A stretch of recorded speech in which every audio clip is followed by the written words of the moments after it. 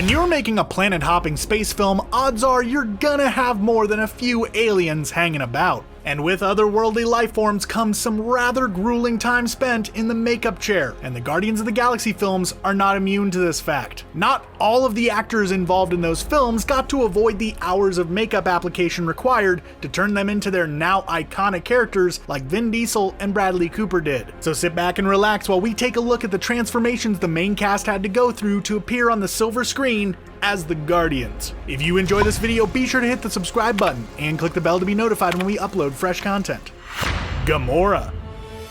When you think about the makeup process for Zoe Saldana's Gamora, you probably imagine that they just paint her green and call it a day. In actuality, however, applying all of that body paint and facial prosthetics takes over 3 hours of chair time to complete, including time spent applying a bald cap so the actress can wear her striking black and red hair. As seen in this time-lapse video the actress posted to her Twitter, the whole process is quite involved, though not too involved to keep her off of her phone for very long. I mean, I can barely spend 10 minutes away from my phone most days, let alone 3 hours, so I can definitely relate.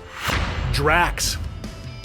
Now, if Gamora's makeup takes over 3 hours to complete, you probably figure that Dave Bautista's Drax the Destroyer takes even longer. I mean, the dude is covered in scars and designs, not to mention he is shirtless, so there's a whole lot more surface area to cover, right? Well, for the first film, you'd be correct, as the entire process of applying the 18 prosthetics took 4 or 5 hours, during which time Bautista had to stand, arms extended outward. For the second film, however, the makeup artists improved the entire process, reducing it down from a 4-hour ordeal to around 90 minutes. The new technique came at a cost though, becoming even harder to remove at the end of the day. It's a toss-up, I guess.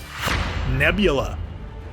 Another character from the first film that got an upgrade to their makeup routine was Karen Gillan's Nebula. The Blue Assassin originally had to face 5 hours of chair time for the first film, dealing with complex body paint in addition to prosthetics work. However, for the second film, that time was effectively cut in half, bringing the duration down to 2.5 hours. However, the redheaded actress still had to cut her hair off to portray the bald cyborg, though she noted in an interview that it didn't have to be quite as short as it was for the original Guardians.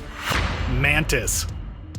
The latest addition to the Guardians of the Galaxy had a fairly easy go of things in regard to her character's alien appearance. Mantis, as portrayed by Pom Klementieff, was created using minimal makeup, largely just run-of-the-mill beauty products. Her signature antennae are indeed real, though only the bases, which are attached to her forehead like any other prosthetic. The rest of them, however, are digitally created using CGI. The actress said in an interview that the whole process of becoming Mantis took about 2 hours a day. Of course, that included hair and costume in addition to the makeup. Sounds like the newbie got off kinda easy. Yondu.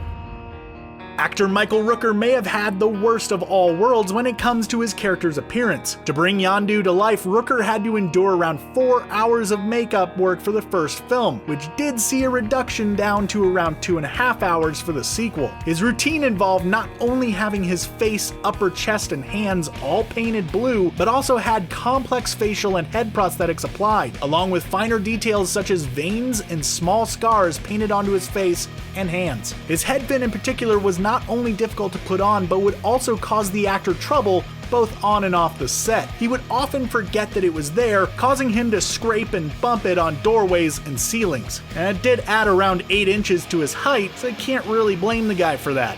Now we want to know which of the Guardians of the Galaxy's intergalactic crew members is your favorite. Let us know down in the comments below. And while you're down there, don't forget to subscribe to Screen Rant and ring the little notification bell for more videos like this one. Thanks for watching, and I hope to see you at the movies.